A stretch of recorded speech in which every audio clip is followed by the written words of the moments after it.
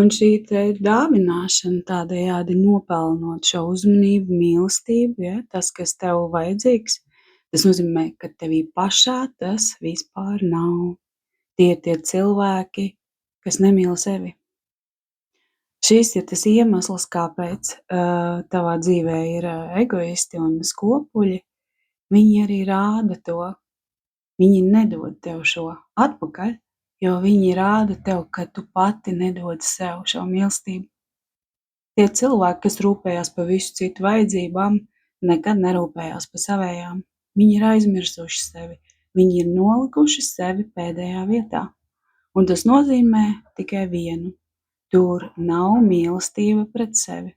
Ir jāstrādā pie sevis, lai sevi iepazītu un iemīlētu. Jā, tas skan drausmīgi, mēs esam pieauguši cilvēki, bet pieauguši fiziski. Bieži vien emocionāli mēs neesam nobrieduši. Mums ir kaut kur trauma bērnībā, kur mēs pēc kaut kāda tāda scenārija, ko tur esam pieņēmuši, tālāk arī dzīvojam pat dzīvi. Jā, un cilvēki mums rāda. Un mēs jau jūtam, ka kaut kur nav kārtībā.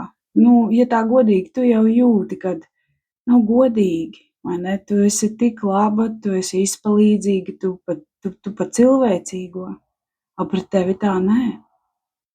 Tas ir tas moments, kur tev rāda šo te. Ir jāiemīl sevi, jānovelk robežas. Bieži vien robežas nav domāts tikai ārpasaulē redzam, robežas ir domāts tieši priekš tevis pašas. Nepārspīlē. Neej, neplēs, nerauj, nestrādā darbā pa 7 cilvēkiem. Ko tu dari? Ko tu dari? Tu izdegsi nenormāli ātri un tu nevarēsi vispār vairs neko izdarīt. Kāpēc tu tik drausmīgi raujies dēļ tās uzmanības, mīlestības, nezinu, tu tik drausmīgi to pelni ar sevis iznīcināšanu. Nāc atpakaļ pie sevis. Saproti, ko tu dari, saproti, ko tu gribi, saproti, kāds ir tavs patterns. Un to vienkārši strādā ārā. Neapbižo sevi. Tu taču esi vissvarīgākais cilvēks sev dzīvē.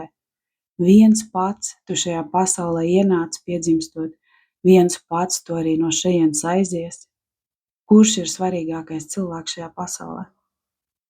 Atbildi uz šo jautājumu. Rūpējies par sevi, domā par sevi. Tad, kad tu šo sakārtosi, kad viss būs pareizi un tu beigsi dāvināt visiem un skriet pakaļ uz riņķi lūdzoties mīlestību, tu sāksi sev dot šo mīlestību.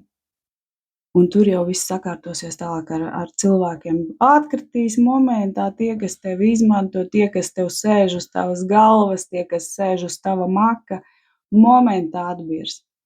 Tu pārstās arī izdegt, skrienot un visiem izdabājot. To visu var sakārtot, un tas, kas apkārt tev notiek, tas viss mainīsies, jo to, ko tu prasi parasti izmisīgi no partnera, no apkārtējiem cilvēkiem, tevī tā nav. Un ja tevī tā nav, tad jādara viss, lai to dabūtu pareizi. Lai tev forša diena!